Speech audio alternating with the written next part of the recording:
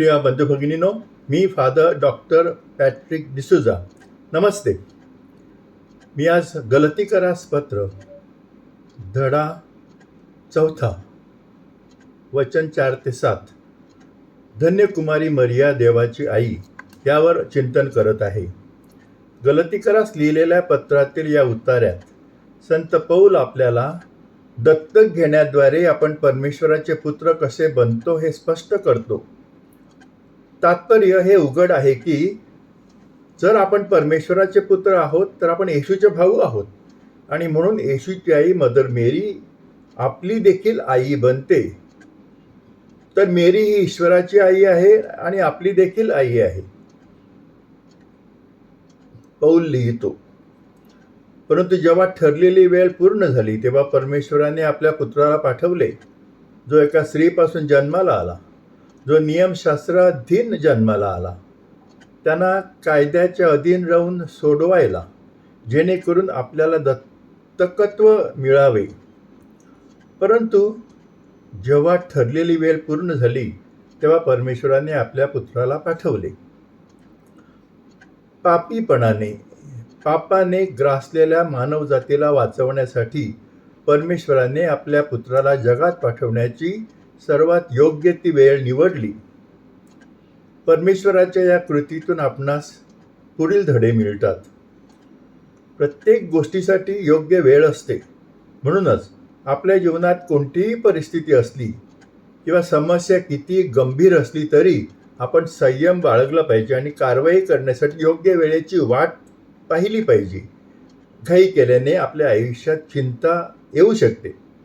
याशिवाय कठीण आणि धोकादायक परिस्थितीचा सामना करण्यासाठी योग्य विचार, विश्लेषण आणि काळजीपूर्वक तयारी केल्याशिवाय कोणत्याही परिस्थितीत त्वरित उडी मारण्याची गरज नाही.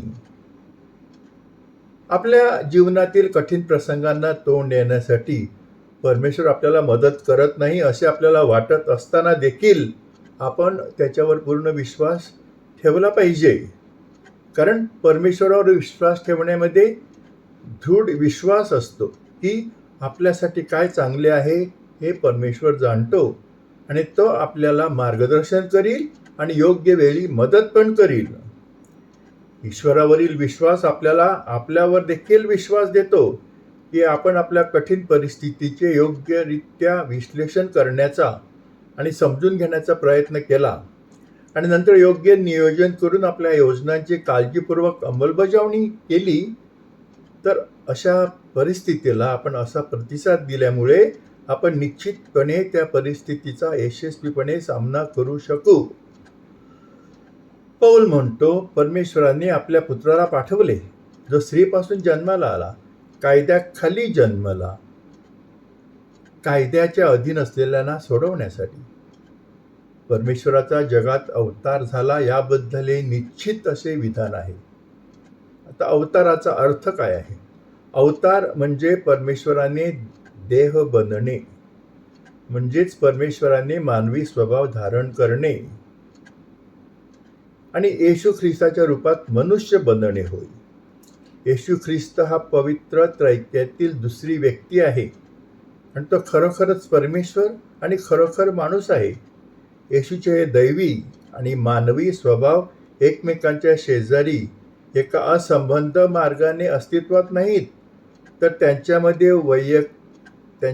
वैयक्तिक ते ऐक्यामध्ये सामील झालेले आहेत. या दोन स्वभावांच्या एकात्मतेमध्ये या प्रत्येक स्वभावाची ओळख जपली जाते. त्यामुळे त्यांची घट होत नाही किंवा त्यांचं मिश्रणही होत नाही. परमेश्वराने आपला पुत्र पाठवला. परमेश्वरांनी त्याचा पुत्र पाठवला या वाक्यांशाचा अर्थ म्हणजे अवतार, म्हणजेच परमेश्वर येशू ख्रिस्ताच्या रूपात मनुष्य बनला, स्त्रीपासून जन्माला आलेला.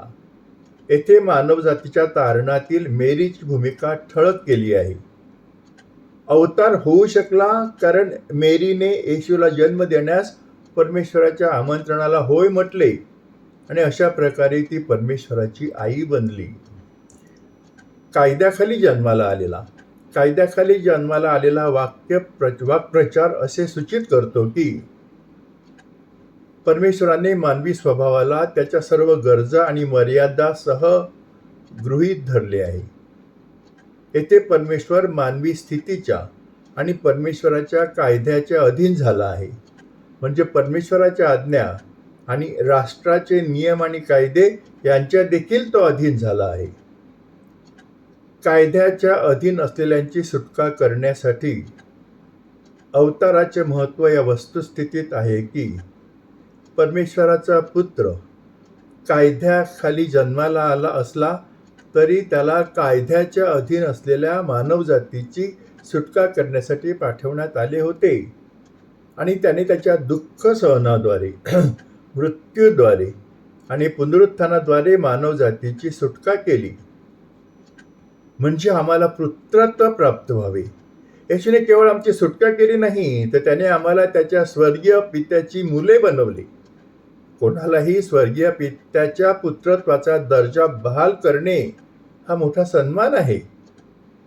थोडक्यात सांगायचे म्हणजे येशू ख्रिस्ताच्या रूपात परमेश्वर मनुष्य बनला आणि त्याने आपल्या दुःख सहनाने, मृत्यूने आणि पुनरुत्थानाद्वारे मानवजातीची मुक्तता केली आणि आपल्याला त्याच्या स्वर्गीय पित्याची मुले बनवले.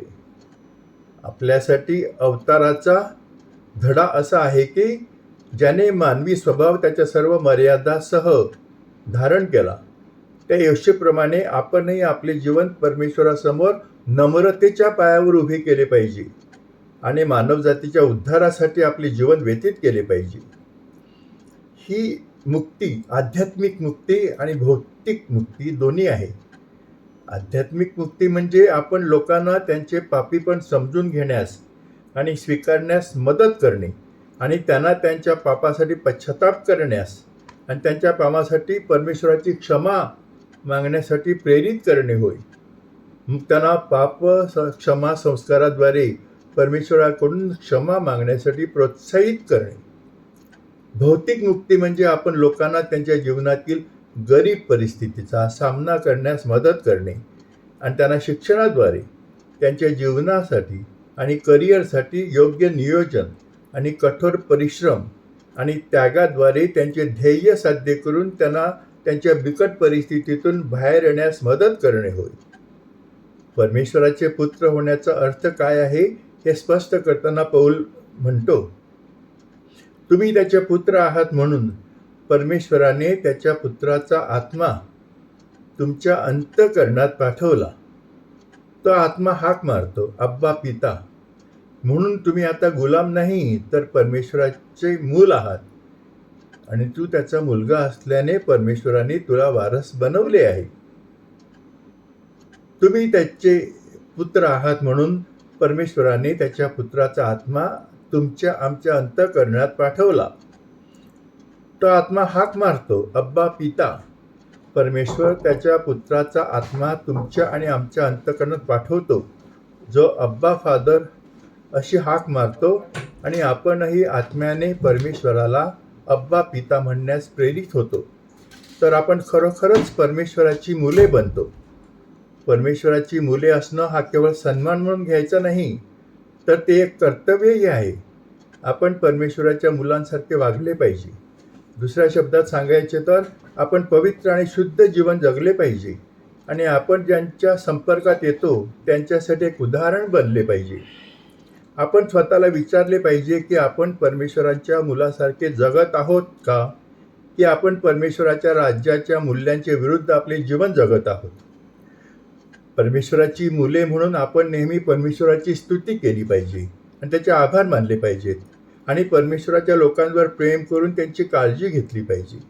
आपल्या पापी मार्गाने आणि जाचक मार्गाने लोकांना त्रास देणारा आणि लोकांना सतत त्यांच्या जीवाची भीती घालणारा दहशतवादी नव्हे, तर आपल्याला मार्गदर्शक, प्रकाश आणि लोकांचा आधार बनण्याची गरज आहे. दुसरे म्हणजे परमेश्वराचे पुत्र बनल्यानंतर आपण ह्यापुढे गुलाम राहणार नाही. कोणाचे गुलाम? ही गुलामगिरी श्रीमंत आणि शक्तिशाली लोकांची गुलामगिरी असते तशी गुलामगिरी नसून ती पापाची गुलामगिरी आहे.